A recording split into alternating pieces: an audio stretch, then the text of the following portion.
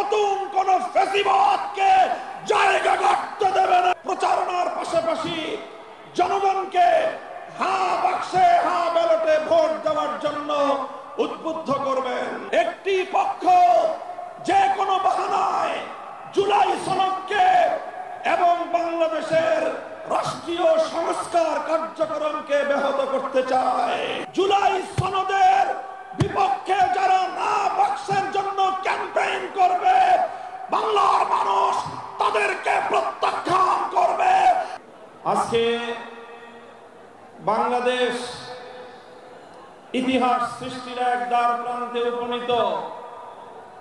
আমরা বলতে চাই, বিগত ফ্যাসিবাদী আমলে 15 বছর পর্যন্ত রাষ্ট্রযন্ত্রের নিপীড়ন, নিষ্পেষণ, জুলুম, নির্যাতনের শিকার হয়েছে এদেশের ইসলামপন্থী রাজনৈতিক নেতৃবৃন্দ এবং রাজনৈতিক কর্মীরা। এদেশে ইসলাম প্রতিষ্ঠার আন্দোলন করতে গিয়ে বিদেশি আধিপত্যবাদী শক্তির বাংলাদেশি ক্রীড়নকদের হাতে ইসলামী আন্দোলনের নেতৃবৃন্দ নিগৃহীত হয়েছে, কারা নির্যাতিত হয়েছে, ফাঁসি কাষ্ঠ বরণ করেছে, জেল জুলুম হুলিয়া বরদাস্ত করেছে, রক্ত দিয়েছে, জীবন দিয়েছে, অন্যায়ের সামনে জুলুমের সামনে মাথা নত করে নাই।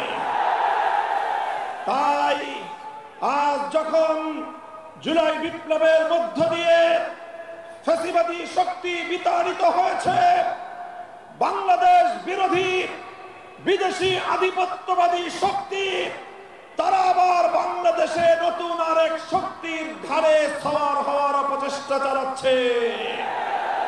আমরা পরিষ্কার ভাষায় বলতে চাই, জীবন দিয়ে জুলাই যোদ্ধারা বাংলার মাটি থেকে যেই ফ্যাসিবাদ এবং বিদেশি কায়েমি শক্তিবাদীকে উৎখাত করেছে, বাংলার মাটিতে নতুন কোন ফ্যাসিবাদকে জায়গা করতে দেবে না ইনশাআল্লাহ।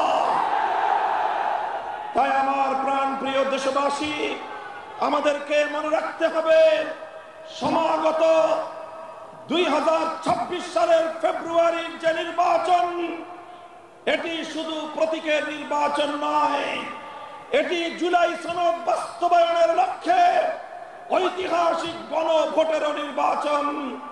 তাই 8 দলের নেতা কর্মী আপনারা প্রতি ঘরে ঘরে, প্রতি জনে জনে নিজেদের দলীয় প্রতীকের প্রচারণার পাশাপাশি জনগণকে হ্যাঁ বাক্সে হ্যাঁ ব্যালটে ভোট দেওয়ার জন্য উদ্বুদ্ধ করবেন।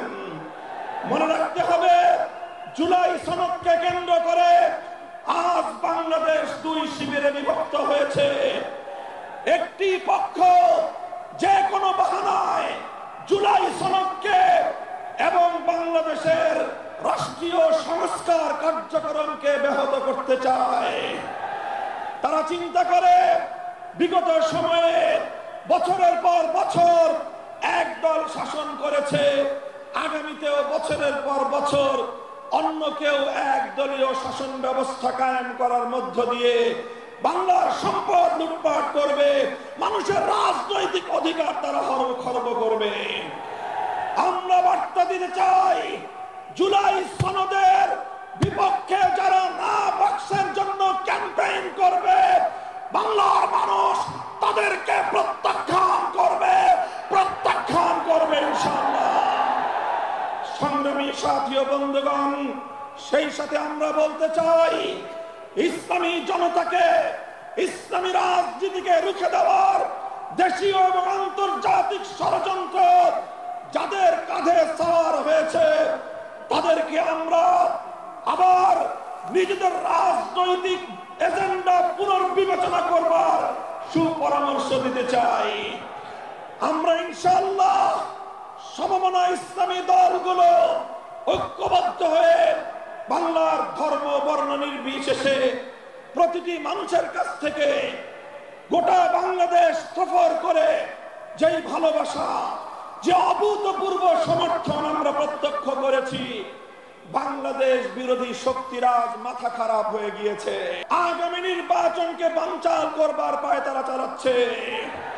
পরাজিত ফ্যাসিবাদের সঙ্গে আঘাত করে কেউ যদি আগামী নির্বাচন বানচাল করবার অথবা বাংলাদেশের বিরুদ্ধে ষড়যন্ত্র করবার অপচেষ্টা চালায়, রাজপথে মোকাবেলা করতে হবে।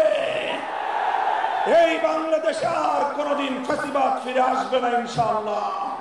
আগামীর বাংলাদেশ ইসলামের বাংলাদেশ, আগামীর বাংলাদেশ মেহনতি মানুষের বাংলাদেশ, আগামীর বাংলাদেশ ধর্ম বর্ণ নির্বিশেষে প্রতিটি মানুষের অধিকার আদায়ের বাংলাদেশ ইনশাআল্লাহ।